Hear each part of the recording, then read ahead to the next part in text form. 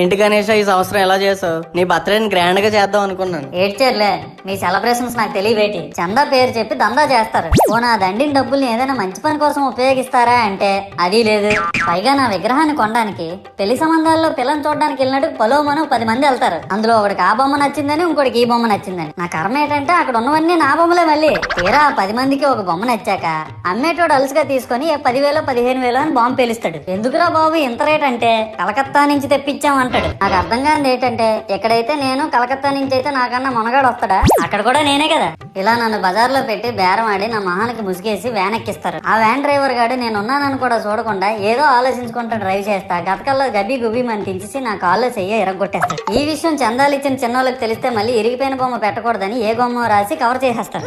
సరేలే, జరిగిందేదో జరిగింది, నా భక్తులే కదా, కూల్ బ్రో అని చిల్లయ్యే లోపు నన్ను పందిర్లో పెట్టి ముసుగు తీసి నాకన్నా పొడుగున్నే సౌండ్ బాక్సులు 2 నా చెవులు పక్కన పెట్టి డీజే గణేష్ బ్రో అని చెప్పి నా పాటలను కోని చేస్తారు. సరేలే పిల్లలు కదా, ఇప్పుడు కాకపోతే ఎప్పుడు ఎంజాయ్ చేస్తారు, కాసేపట్లో పూజ స్టార్ట్ చేస్తారని వెయిట్ చేస్తా ఉంటే ఆ 5 రూపాయల వ్రతకల్పన బుక్ చూస్తే అది ఎక్కడ లేని కోపం వస్తుంది. ఏరా నాకు అర్థం కాదు, ఎన్ని సంవత్సరాల నుంచి నా పూజలు చేస్తున్నారు, ఒక్కడికి నా కథ గుర్తుండదేట్రా యాదవ్ వల్లారా. ఓ నా బుక్ లో చూసిన దాన్నైనా తిన్నంగా చదువుతారా అంటే అది ఉండదు. ఏదో బాగా అటర్ ఫ్లాప్ అయిపోయిన తెలుగు సినిమాకి రివ్యూ చెప్పినట్టు చదువుతారు ఒక్కొక్కడును.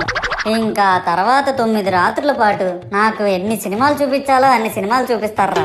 ఇందులో ఫన్నీ పార్ట్ ఏంటంటే నేను ఎన్ని బ్యాచ్లను చూస్తాను తెలుసా? ప్రతి వీధి పందిరి దగ్గరికి తిరుగుతూ నా విగ్రహాలకు రివ్యూ ఇచ్చే బ్యాచ్ ఒకటి, ప్రసాదాల కోసం ప్రతి పందిరి దగ్గరికి తిరిగే బ్యాచ్ ఇంకొకటి. ఇంకా దరిద్రం ఏంటంటే నాకు కొట్టిన కొబ్బరికాయలు ఏమైనా మిగిలిపోయేమో వాటిని తీసుకెళ్లి పచ్చడి చేసుకుందాం అనే బ్యాచ్ ఒకటి. ఇవన్నీ చూస్తూ 9 రాత్రులు గడిపాక సరేలే సాయంత్రం అనిపిస్తారులే అని కాలు మీద కాలు వేసుకొని కూర్చుంటే అప్పుడు మొదలవుతాదిరా నా నిమజ్జనం వ్యాన్ ముందు 90 వేసి నాగిని డాన్స్ చేస్తారు. అంటే నాకు అర్థం కాదు, 9 రోజులు వాళ్ళతో కలిసి ఉన్నానని నన్ను కూడా వాళ్ళ ఫ్రెండ్ లా ట్రీట్ చేస్తారా ఏంటి? అబ్బా అబ్బా అబ్బా అబ్బా, మునిగినంత వరకు మనశ్శాంతి ఉండదురా బాబు నాకు.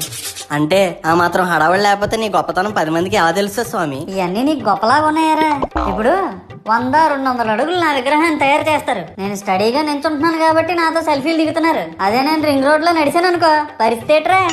చూడు మహేష్, పిడికిడంత పసుపు ముద్దలో నేనున్నానని భావించి మనస్ఫూర్తిగా దండం పెట్టుకో చాలు. ప్రతి సంవత్సరం పెరగాల్సిందే నా విగ్రహాల యొక్క పొడవు కాదు, మానవుని యొక్క బుద్ధి. నన్ను నమ్మి ముందడుగేయు, నిన్ను నమ్మిన వారిని వెనకడుగేయకుండా చూడు. జై బోలో గణేష్ మహారాజ్ కి జై. సర్లే గాని ముందు మాస్క్ వేసుకో. నా భక్తులు 50 మందికి విజ్ఞప్తి, ఈ వీడియో కనుక నచ్చినట్టయితే లైక్ చేయండి, షేర్ చేయండి, కామెంట్ చేయండి. అలాగే